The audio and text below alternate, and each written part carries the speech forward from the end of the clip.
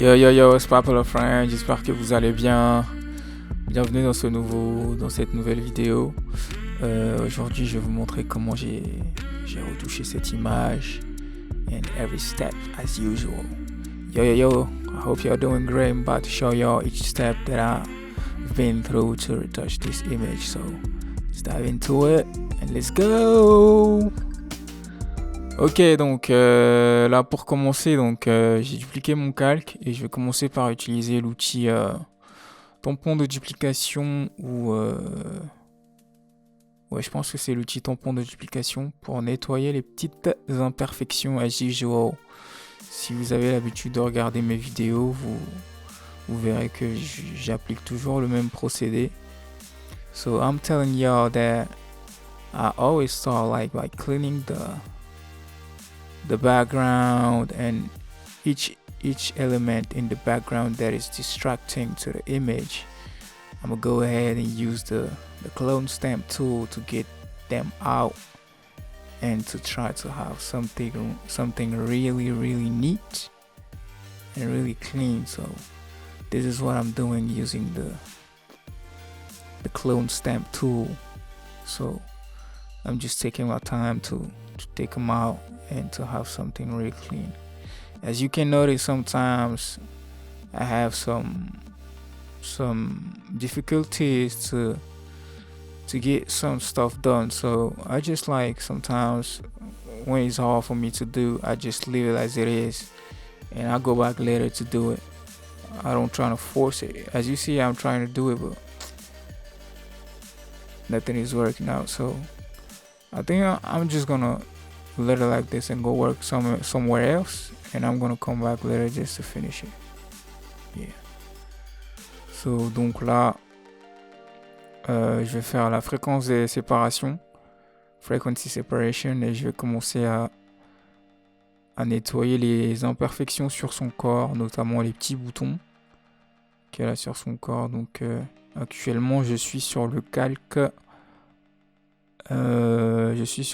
Sur lequel il y a la texture. Du coup, je suis en train d'enlever tous les petits boutons.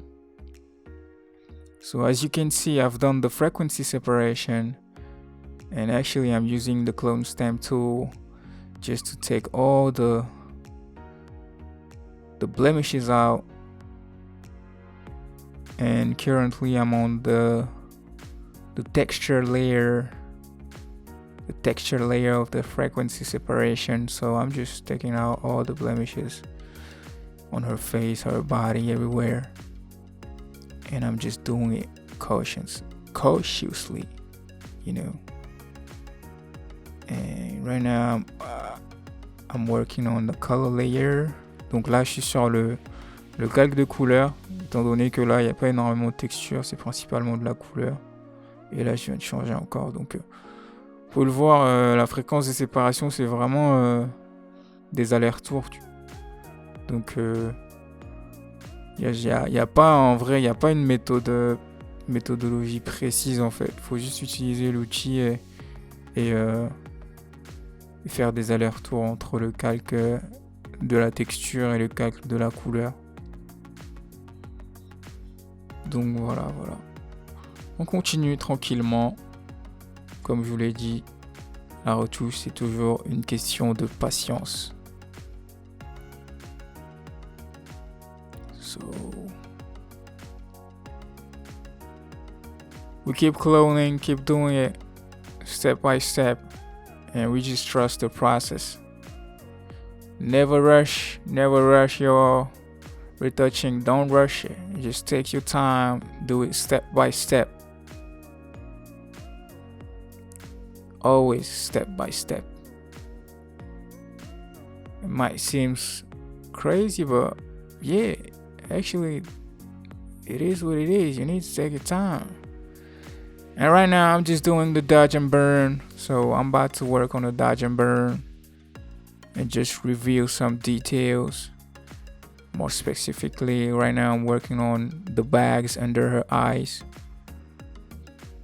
Donc là, j'utilise le dodge and burn pour travailler sur ses cernes et donner un peu plus de peps à son regard et notamment son visage aussi parce qu'elle a l'air un peu fatiguée. Donc du coup, je suis en train d'enlever les cernes et d'égayer un tout petit peu plus son visage.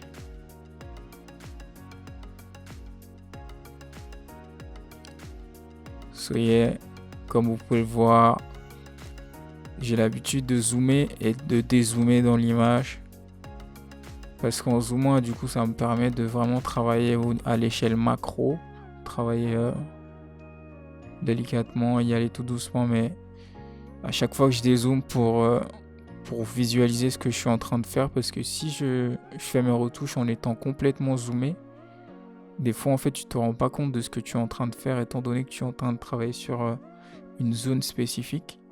C'est important de dézoomer pour voir ce que ça donne à l'échelle normale en fait. Donc yes, toujours zoomer et dézoomer. Ok. So yeah, I think I'm good. I'm pretty good with everything. So I just got back on frequency separation to get like the octabox out of the image, and I'm just keep cloning right now. I just got back on a frequency separation just like to get some more details out of the shot because I find them really distracting. So right now I'm using the mixer. I try to use the mixer tool, but as you can see, I'm really struggling using it because I'm not used to this tool. So I'm trying to use it.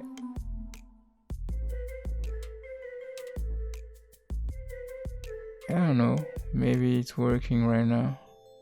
No, I just got back to the clone stamp, the clone stamp tool.